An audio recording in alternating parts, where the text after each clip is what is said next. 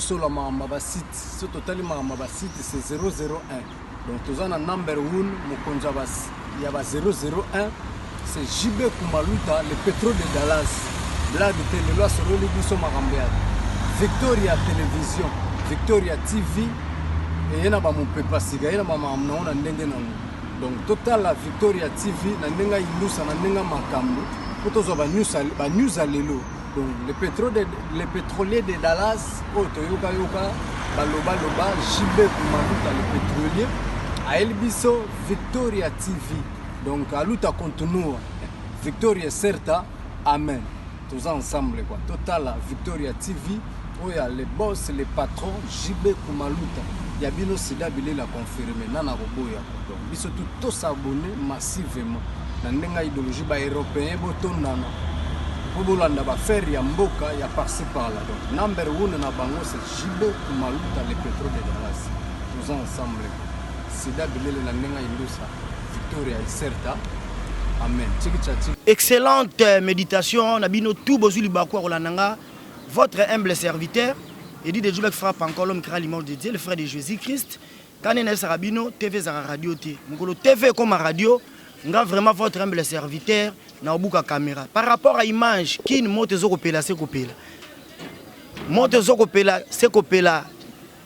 biso to za ba congolais et ça la nga passe komona RDC la République démocratique du Congo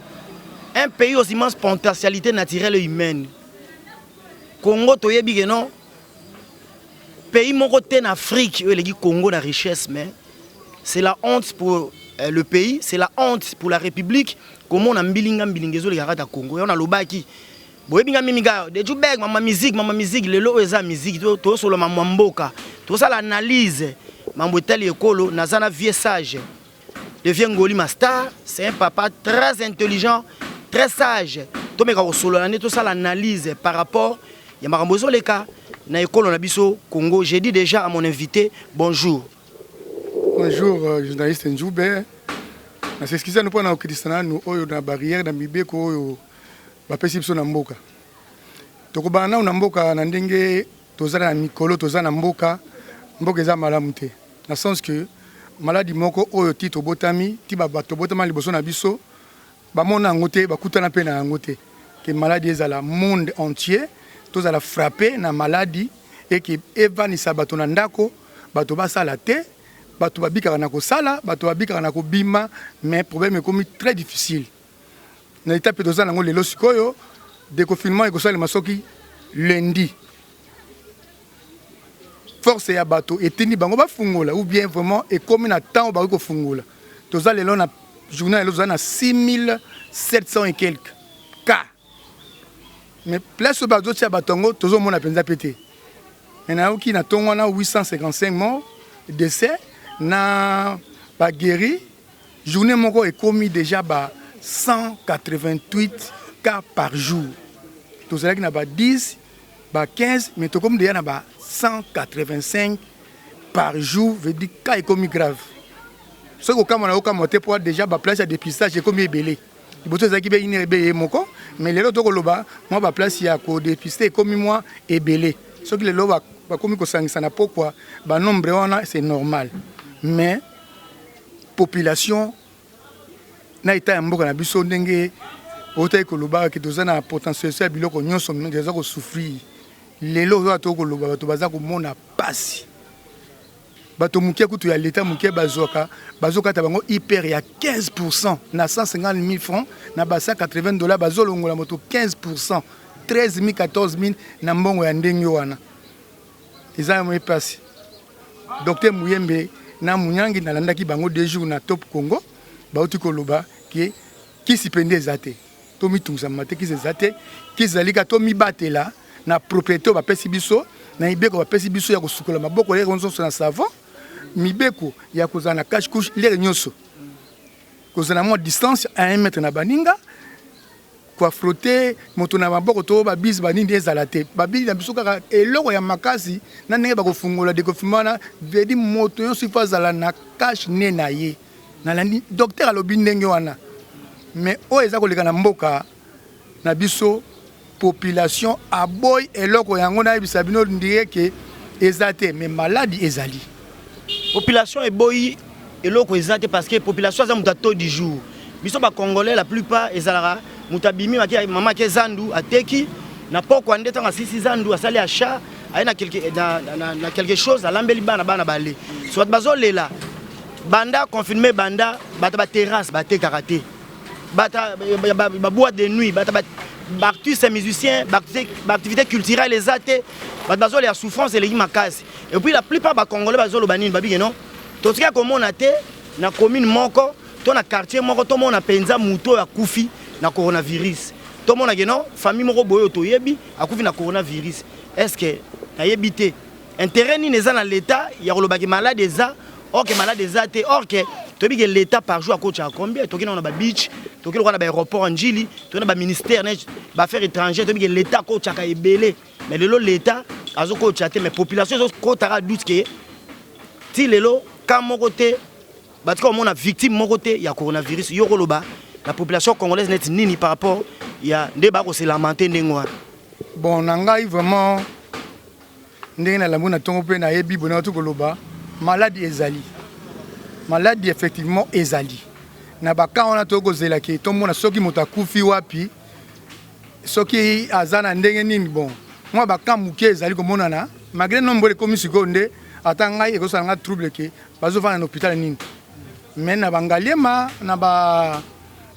cinquantenaire na ba place musu basali wana ba maladie bazali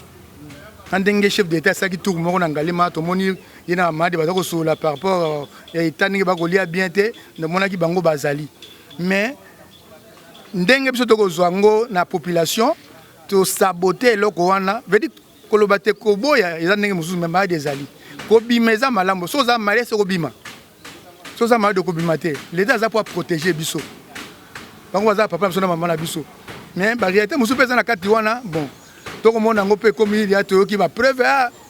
4000 5000 pona mo ko zo corbo bango ba mituna ki joue na ba débat ba bibo bazo pesa mbongo po bango ba zo nini quand même faut faire réflexion moko to zaka pe ba mikolo bon mais maladie ezali to zo toujours distance yo mi bien ko ba pesi biso règlement ya ko ki masalité to sana biso kaka yango voyez mon médecin lobi qui si ezalité ti lelo oyo qui si amakasi n'est-ce que bazo fungola ko fimawa gombe bato bakota monsieur le journaliste yeba kaka eloko liboso ka to vandi na yo bo kaka propriété osukula maboko otamola ki mo muke osimbi mais ezape kapasi ba désinfectant na pesa na ka mbongo porte munene bo désinfectant ngo chaque jour bato bakozwa moyen wapi côté ya nzalande penza ikomi problème moko sérieux et bien na bato soki ba éviter to zando kangami zando ezo pesa dia mubulu na mboka ke zala mais soki pe malade ezali bakotinda bato ka ba nokufa ko ba malade ezali l'état pekisa neka ko pekisa ndenge na landi ke étape muke bani déjà il y a des confinements que lundi bako banda na okina restaurant na vie na gombe ko fungola mais babar na ba église na ba terrasse na ba nini malé mbende ekoya na sima mais côté malade ezali biso pende to zo soin so leki na nzela moto tuka kake etalinga te bazo kosa banini bon kokosa wana ça dépend ngapi na pesa to ngi pa conseil na ba na ngala bi malade ezali to za la prudent pe na nyoso alika ka mobate lika ka nzambe po ndenge docteur Muyangi alobaki na 2 jours eleki awa que ba zone rouge ne to benga ba kingasani kuna alobi kuna e bouger na nu te docteur Muyangi alobi ezali ba centre de pisage bato bako kenda te mais soki ba fungolo ke bato ba kenda abie ko za la scandale ndenge Kongo ko mata pona maladie wana corona Tommy Batela la santé n'a pas de prix Tommy Batela parce que m'a des en mboka donc système ka cache né mutu toi ça na cache né faut respecter quand même la police ou là dit cache né parce que comme monsieur Bakangio là dit cache né te amende à 5000 francs porte ya cash c'est une obligation obligatoire le faut là ta cache né tout se protéger tout va à distance à 1 mètre ko sukula maboko pamba ko éviter ba baiser ba nini on go tousser na coude c'est ça donc l'état est en intérêt mo ko lo bagino bo se protéger bo c'est malade ça na mboka donc biso ba congolais to lingaka mingi non malade de côté bani ko ravager bato wandi ko sala que non tout ça là boye pour que se protéger. C'est le moment balobara quitter les choses avant que les choses vous quittent. Donc c'est le moment de se protéger dans la maladie ou coronavirus. To beta masolo il y a ba sorte mouton. Na ebité oncle yoza na expérience belle expérimenté kenga. Comment on embouteillage ne comment na ville province de Kinshasa. Mais tout le monde a ma solo il y a ba sorte mouton. Est-ce que vous voyez ça réellement ceux qui sortent mouton en agnon c'est si là qui dans ta ville à Kinshasa et ouais qu'on diminue toi aussi s'embouteillage dans ta ville à Kinshasa. Bon, selon le programme il y a un ingénieur na bateau baza conseiller na makambo na batangeli ba kela siwana ne basaki expertise à mboka que embouteillage leki ceux qui va meki ko saba sorte mouton ndenge za na mikili mosusu ndenge bango ba mona yuna ti ba ko sala awa biso na bino nanu tomoni eloko boyena onte tomoni ka basali mais esuki na nzela ti lelo ese kosilisa embouteillage ndenge motu nanu elobi nga na tokozela kaka esalema donc 4 jours awa le 30 juin réellement babaki tokofete komoko nini le 30 juin mais namoni mikaratano ebele ebimiti lelo le 30 juin tokozala na yango te etikali nini ezosenga nini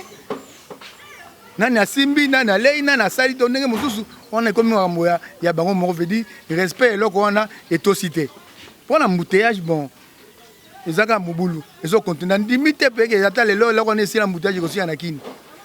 banzela eza mingi te kokende ville ezaka nzela moko kokende aéroport ezaka nzela moko kokende aéroport nzela moko kaka ta yo moko moto tu ya kingas ya Delvaux, banani tout, ce que bango tout, à partir de mon homme, vous avez un mosu bokendete. Moutakobi m'appelle Njili, Nzela Mokake, Bokendeka aéroport, Talakaka. Les amants passent, il n'a pas de mouton en tout, Bamataliko Bakita, et aussi sans embouteillage. Il y a toujours Mikarata Mezali. Côté à saut de moutons, vraiment, les gens n'ont pas été pendant. Et aussi sans embouteillage. Congolais combattent belé, mais tu rappelles combien belé. Et qu'on diminue au moins, mais aussi ça n'a limité. C'est donc qu'on a sur le mouton, on a réglé le bayangouane. Les autres montrent comme un état de droit, car la toébi qui est état de droit, elle a quitté, donc Mukonzi. Bah il y a même un zembo à l'anganzembo artiste monsieur Kofi Olomide, moi na Mukonzi à côté à bolo côté. Nous allons arrêter dans la Mukonzi. Mais tout le monde état de droit lélo, bah on kanga. Tout le monde Mukonzi Vital Caméra zaï direct à chef de l'État. Azaki na la prison makala et puis ba condamné 20 ans de servitude pénale. Bon, est-ce que exemple à malamu, tout exemple à mabé, bino besoin vieux sage. Oyi ko adresser na nation congolaise. Ndé mambo komi état de droit ta mukonzi barola na mukonzi ba kangié, ba sambisi ba condamné mukonzi par rapport à état de droit oyo, initiative à chef de l'État Félix Tshisekedi Tshilombo au monde ondeyene. Bon, bana pe na komi mukolo boye 60 ans na ndambo. Na mwana mukonzi moko boye bakanga ye pona détournement te. Dans un mois il est qui on a autre comme on a surprise que hein camarade toliaka petit frère grand frère et ça na moi stop mo batia rango oya lobaka batia rango ti lelo mboka ezokufa pona ki camarade ale otiki e bani tout bon mais na moni asali yango mibeko pe ya mboka esambisi ekangi mutu iseke da kangi ete mais mibeko na acte ya sali et tinamite ya kangana ba mulo bakati yango ezo pesa pe exemple munene ke oya sima bakoya ba meka pena nuko banga mbongo ya l'état ke ili ya mapapa mbate lokwa boutique ya yo soki tondenge ni mbongo za l'état ba pesi bo sa misala bo komisa ngoti na suka exemple moko vont et pas ngai et va na motema ti moko za ba kobenga ngai na pe bana ba koyana sima et côté na kata histoire déjà que ezalaka boye mona na bino ka bo aliawa banda na VCC ti lelo to mona nous exemple à beauté état de droit vraiment et quand tu rappelles malembe pour porter ça qui est munene et kobela ka mukolo mokote il faut na bakisi muke boti et bana kobela asa la kisi exemple pe moninga za na boloko directeur cabinet ayo ozaki bo continuer mbale bon abengi téléphone ité abengi soki to magistrat pour alongo ya dossier ténité l'état ba pesi valeur na justice asa musa na sans kobanga sans ba téléphone ba nini tout Tito moni likamboti na suka vraiment coup de chapeau na chef de l'État na justice na biso auto balobara mi que ça corrompu et kufa bani tout na sens wana et qu'on déclencher guerre tribale entre bandiro la biso ba Swahili na bandiro so ba Luba et loko bon ça la mieux na sens penda ya démocratie na camarade guerre tribale goza la te Congo pena messane loko wana te ozomona na basala ki ba marche mukolo mais tant moto akova na ndako ye moko maele yeli abi ah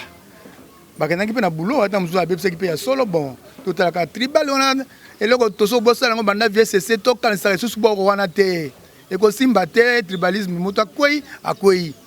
moto alongi asali bien eloko pe bomi mboka nana ba misala eza ma problème ndengo wana mais problème pe tribalisme esali mala lelo Bukavu kuna moluba ko maternité à jamais te to mesana nango te na ba biloko ngele kana na ba Congo central wana bani tout te to boya ngo makasi vraiment to tikane to zali bonheur banza na biso mais tribalisme te asala ki boulot na masana e ba yokani te bon l'état moni ba valeur ya mutuna bisika to azala ki ke moi mbebe zali na ba misolo ya l'état bazi solution nango état de droit et continuer pe kaka ndingo na ba mususu tu o ba koya na sima bazwa moi somo ya l'état eloko eza ngate na liate pourquoi so comme ka politique faut comme na mbongo hein partout na mbongo ezande ba homme d'affaires na ba Nigeria bani tout na poto moto l'état ça moto l'état tout monde ba président français à Longwi a traîné beaucoup moto tout en souben parler na moko avant na reseli mais on veut dire une année belé ba immeuble ba nini tout talo ile kilobi ya ba scandale on nda kwa moto boy immeuble ba moto boy ko panza to condamner pe ba acte ningo na eko salimate hein ba acte ya barbarie ba pillage ba nini tout wana to bosana yango kala bazungu za biso na makambo ningo na te on a peneza malamu te il faut ko tika yango ko boka ngo musika pe to encourager état de droit et continuer malembe tina suka bato bazoma somo mbongo à l'état pour exemple mbongo à l'état il faut ta bato et ça sera mokini bala tout na mbongo wana mais on s'enrichit yo mona famille na yo kana on a rien temps bo mbongo ebele bo et ça la raté vraiment to teka maboko ke nzambe asunga o twezo le kawana et si là to continuer na mbongo na biso malamu tina ope baza côté mususu baya to sangana ndenge ba bangi ba benga o bakende to komaki na niveau wana mais to comme mususu ba biloko boezonga eza bien te o bakende ki fatia fungoli maboko ke baya moto to ya to tonga mboka baya to tonga mboka ba dision nango to zala ngo ba corriger to tanu makambo na yango semaine passée makambo ya kabundi esilité na dossier moto landa deux chemins makambo ya seni tout le monde makambo ya mibeko ya obe peuple to teni bango ke ba ke biso mawata suza korola ezali siko to sala bato nini hein to ko fungola yango mais vila ngo kozala ndenge nini bakobika ndenge nini salaire na bango to kata susu bango to bakisa ba po ke bato bazala mo malamu to wela nde biloko wana dollar yango 20 makambo ko lobandi na bakati ba biro ba sena na ba mikoto za nango eza makambo wana ba diso na batika so nous pembeni pe to za na tango ya état d'urgence beaucoup ça ba diso na réalité 1000 personnes na kati ba moto pe di ba battre ba longoli mibeko chef d'état pesa ki ya ba distance wana suppose eza pe malamu te constitution tout bobo ki on a mayo bozana kanda eza na mais il faut ça limite na yango to respecter mibeko l'état zo pesa pour na corona vraiment et na mibeko to lui pour na mutunu tuninga ya oyo eza pinda yango wana tribalisme vraiment na Congo eko zalate wana photo boya yango makata ta yo na butu avola la te prière na obi nzambe likambo tribalisme mesale mate ko basaki na Bukavu wana bacha mitema na bango na se eza makambo ya politique ba ko bongisa kaka to zonga kana retour ya VCC ke mbo oko kendele na Bukavu oza moto Équateur esengo bako yamba yo vandi pe bali mwasi na tozonga nde boye na banza na biso mais lelo to vanda boye to ko sepela baninga na beni kuna bako kata ba moto ba ni te ona pa to boyango faut to éviter ba comme kutu ya ba tribalisme na to boyango pe na makasi ezonga so ata mukolo moko te c'est que toloba année académique ça année académique mo blanche est-ce que net ban examen d'état ba ko espérer qu'il y a no bon ça l'examen d'état. Bon, miracle au seul manata longa na habité hein. Tant année zaka régulière normal, le 25. Et ça va jour ba remettre temps sur ba bitette le 30 titres. Le 2, nous avons un programme à Kala. Mais comme on a Mikolo, le 25 juin. Classe c'est Silite. Bon, place où il y a congé, on y a un congé, ça a été en classe. Et ce qu'on a monnaie, en tout cas, déclaration année blanche de Rossal et Macaque. À condition, que le souma va péter. Moi, je suis allé. Moi, je suis allé à l'école, je suis protection, je suis bien zaté, je suis au maïe kozala sukula maboko na yetu asi mama ta ina récréation te akosimba ye bakosakana ba onenge zalaka faut protéger kaka nyoyo ba meka kotala kaka be boy ti ani asima atana ba mikili muso potoka ba peke ezongi lisusu ba fumisa ba na classe ba kangi so ba classe vedezele ko moko dangereux wana ba école wana ba pemsa ka bana nanu to mona ti ndenge zamba ko comme ça so ba septembre kuna to na ba août mbongo to ba kotala makambo wana mais on a un niveau de programme, on a un programme, on a un programme. Nous allons passer cours na TV, on a tout na TV. Moi na musoza na bamboka musuku na kati kuna courant et bazaka na ngote. Soka on a cours na seconde ngini. Pour ça examen d'état comment. C'est pas chose possible. Na moi ba forcer ki ngomé. Ba jour yo ça on a ngoto zo ke souté. Puis le 25 juin na mon examen passe. On a pris examen passe. Question nga suka oncle Ngolima Star. Oncle Ngolima Star mingi wando mona ye l'émission nga suki sujet za na domaine nyonso tout ça l'analyse parce que aza vie mo aza na sagesse makasi, aza na intelligence, aza na discernement donc.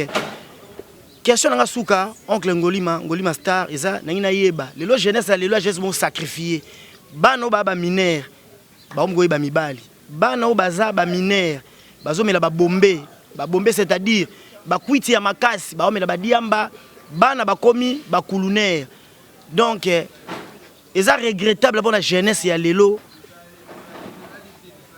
ezo sala pasi pe mawa est-ce que mboka o na biso Congo la République mati du Congo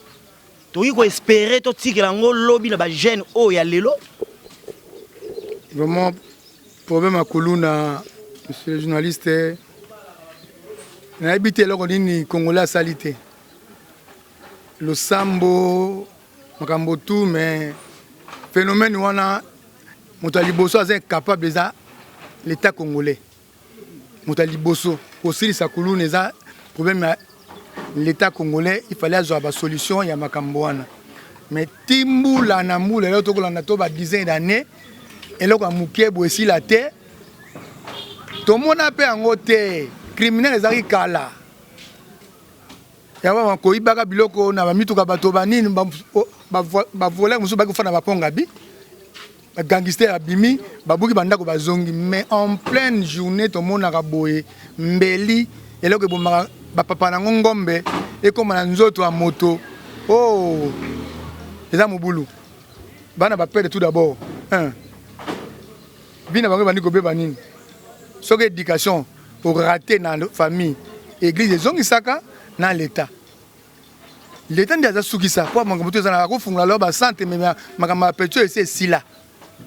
Je suis en train de lobby batiki. Retourne à Bango, plaignant à la quitter. $100, $200, tout, fouti, batiki, Bango bakei. 14 à 15 ans, débauchage. Et là, tu es à ma baie, dans une jeune fille.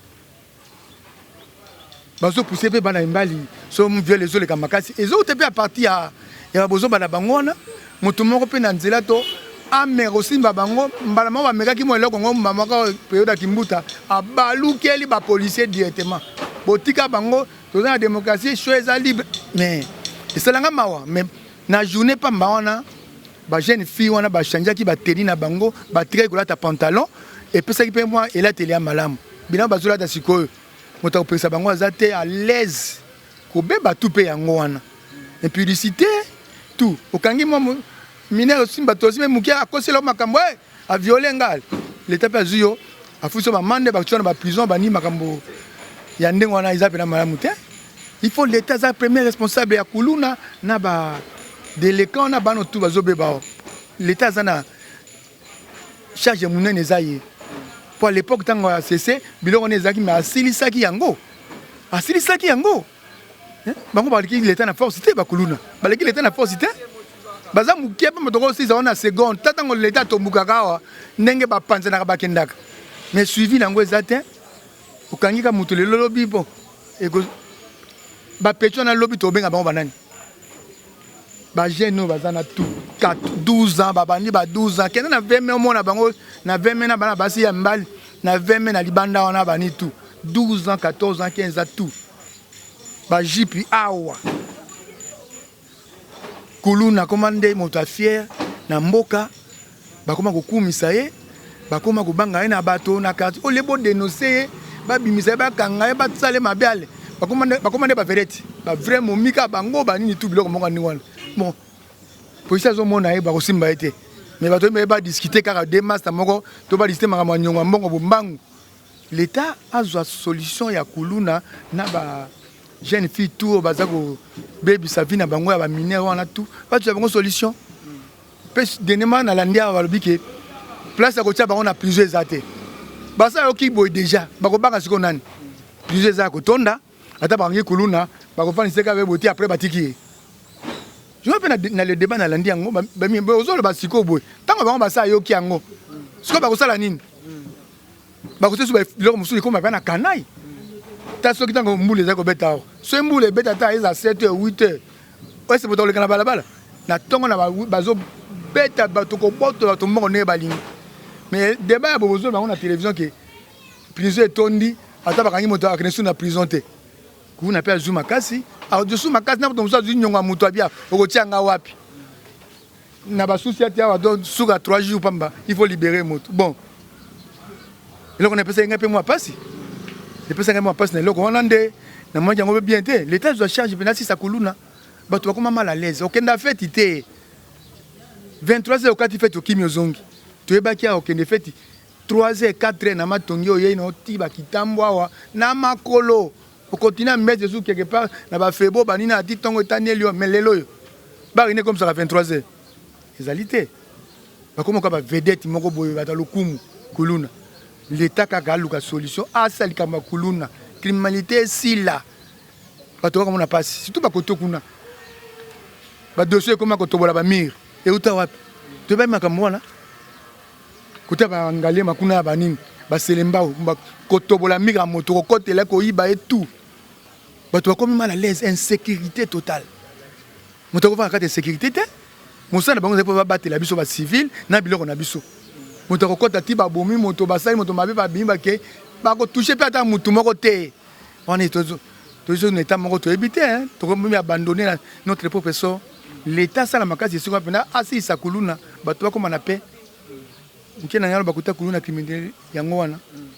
Dernière question, Elinga Pena Moutou, aux chrétiens, l'église des réveils, comment on a l'élo, évêque, pasteur,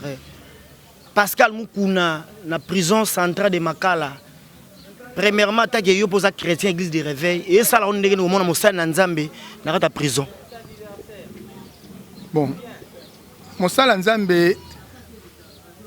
a cabo une infraction. Vous avez mon Nzambe n'est pas mon condilelo, vous avez une infraction. Et ça pour nous solo au cours sibi mais ce peut bisa peut tourner le coupable de ça va katango lelo et autant sous déjà basa katia ngo bani tout bon on appelle comme ya katia vie privée à mutu ndé basa mikuna soki ba preuve zala ki bala kisi to ndenge nini biso ya bino pe apé to ebité mais là ko baka likamboke na lo so ba fundi au côté wana to étant que journaliste aux appels ka mutu le pe musala Nzambe bon bango bana charge mingi poa bango ndebe encadrer biso na makambo wana soki eza ya solo asalaki yango ya solo Nzambe azomona justice pe eyokata yango lelo mais soki musala na Nzambe bosaleli montage ya eloko ndenge wana bo un jour epa Nzambe kaka pe bimi ya solo te bozalaka frappé ozolanda ngai toyoki tu ba montage bo lelo so tolandi yango bon mais lelo baokata yango babika to peta justice place na ye amika okata yango bakoloba nini soki ya solo mukuna saki ba viol wana alingaki pe to assassiner madame Chibola ya solo bafundi OK mais soki eza solo te na mwana mwasi wana na bavoka motema na mitema na bango ko sa bango ka passe un jour mon fils Michel et Koé Banakaka punition ne kobima avant que mon kilo ici là parce que mukuna bakosaka likambo lelo yongo nzamba côté lié comment eza ndengwana mais tozi la justice akata lelo to bandinge koleka message clair ko adressé na ba autorité nyonso ya République Démocratique du Congo, message ya paix ya bolingo oyi ko adressé ba autorité nyonso ya kati ya République Démocratique du Congo. Ya liboso ezaka bolingo amour ko bazako wela ngwana moko te tout okotika ngwao toza liboke moko to lingana to sala musala passe ozomona ngo yoka ngo pe passe pas ya fonctionnaire yoka ngo passe pas ya soda yoka ngo passe pas ya ba policier sola ni be mission wa soda motazo kengela na policier mais ba condition ni bazolala na bakan on a tourné à bolingo tozana bolingo te eloko liboso ezaka amour to tia bolingo liboso to banga nzambe pour soko bangi la nzambe olinga te ki ofutaka moto 150 000 yo zoka to 6 000 to 10 000 ba mususu bon to ta kombo te mais ba yo zoka monga ningo na mais mususu zoka 150 000 pour ça na ngoni na $100 zo komate mais ba mususu ba ko zoka ba $5 000 pe ba bieza muke ba bakisa ba mususu to sana mboka nini bakosala mosala ya leta basangana tolingana okosala yango eloko moko te nozwi bamillion okotika yango vedi totiaka amour liboso moke moke ezali toliaka ndambo po ake lobi na biso totikela bano bakoya nsima exemple ya malamu tokotikela bango nini kuluna tokotikela bango nini kodisite na kati ya bapaya du peuple bino babengi bino bareprésente ya peuple 600-500 na bozo représente Congo mobimba na moto avandi na ikela na bakajika kuna 500 aza wana azo représenter yo bokanisa pe bango bokanisa bango au base okenda tina base bosolola tolongola n comme kosera makambo bani tu eza tina mode totiaka bolingo liboso bo balancer mo mbongo moto to azala mo équilibre na mingi te mais opaza na se po moto ya se moto yo sambongo eza moto wana les autres fonctionnaires doivent savoir que tout bino bolia wana mais soki salaire bango bazwaka ezo permettre bango pe ba la corruption nga doit 150 000 ba 180 000 botini nga mission na quelque part eloko monani to ba to benga ngo ba main noire et ba pesinga loto 1000 to 2000 na masanga to kabola ese na usani wana toza mosala nzama wata sango ko céder na pesi kaka te bakonzi to linga to za esika moko to tamusa mboka to tika ba fitilité ya koswana ka ba koina na ka pamba to landa sikoli ka momoko ya li coronavirus tango ekosila to esila to kosala nini elo 6000 et quelques ba loger bango wapi le na mo 220 kit moko yenda oyo ba mbeto to na association moko pesi wana c'est normal mais 6000 et quelques 800 et quelques ceux qui guérit ceux qui nini parce que baton to kotiaka bango wapi veut dire bakonzi o bana na se no saka na commune le panga moto sala témoignage ya malamu o saka na quartier eloko ya moto to babengi témoigner malamu ba prix ya ba biloko to batia na eza prix moko normal ba chauffeur ba lourage bo bomana te bo tikana bikanga kanga pamba wana eza na tina moko te to lingana mboke okende liboso. Merci oncle Ngoli matomna souke émission na biso so ko pesa numéro no ya contact et puis ba dédicace moi ba mbote na ba oya yo bana na biso à travers le monde. Bon na ko kozanga te na za ba camarade nanga ebele to kolaki na bango bon to tanga na ba classe moko azana na Lyon pasteur Robert Mumbula na madame nae na souhaité bon mbote masa nanga bourgeois Masia na bana e po auto pour sa madame na mikolo yo mbote ebele ba nièce na ngai Gisèle Biasani Elisa Mbongo na ebele tout sona kei kuna mena ko tika pe bande musu baza pe baza ba conseiller te baninga na ngai to ko na bango ebele bokula ka Clément Yochi leki na nga motema na pese mbote baru on a mito bandi banda 50 lelo yo tozaka esika moko Nabani Kangatou, Bazaripa Clément, Foster Boimbo, mon chef de division. Nzambe a pesa biso makasi maele tokutana tokotine kosala mosala tozosala. Merci vraiment Nzambe apambola émission ekende liboso. Numéro de téléphone 081 777 805 à la fin. Encore 081 777 805. Merci na le vieux Ngolima, le vieux sage, nous on dit mais pour répondre à l'invitation nanga mbala sima bwando ko mesanara be monsieur analyse be monsieur éducative ça dega polémique musique peut zali pour yara mo lengi nango mais be monsieur éducation pour éduquer nation congolaise to éduquer population to éduquer jeunesse congolaise to éduquer et bando kozala régulièrement bando mona nga na le vieux sage Ngolima star vraiment na PCP beaucoup laka na pesi bambote na boss des boss le patron lui-même il y a chaîne o ya télévision na kombo JB Kumaluta le patron lui-même bambote belé JB Kumaluta bambote belé Jemima Ibele le gros bébé de la presse congolaise wana zongi na indusa Jemima Ibele na leli par rapport à image pesa mbo eloko ozo eloko Karine Mokonzi la baronne na ko bosano jamais mam ya YouTube abione makambu Karine Mokonzi makambu ba maman autorité la pesi mbote bana membre apesi mbote la Chine ba chinoise ba chinois la Chine ba fidèle de Djoubek frappe encore ba chinois la chinoise nazo lela par rapport à image sola ba solo la yo maman nanga Léa Gétrude choupette ba mbote belé Léa Gétrude choupette chou de chou la choupette Léa Gétrude choupette Mami Solange maman présidente ya bana membre Mami Solange bambote belé Mami Solange Pauline Chako on a été là qui m'a fumbe 100% star Gisèle Hassani PDG chez dans Londres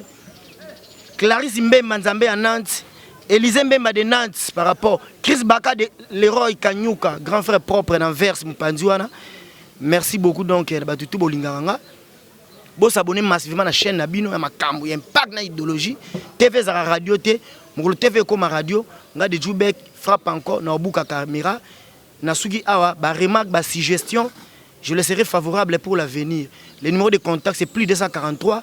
90 35 07 678 plus 243 90 35 07 678. Merci beaucoup. Boucle. Sur la site, ce total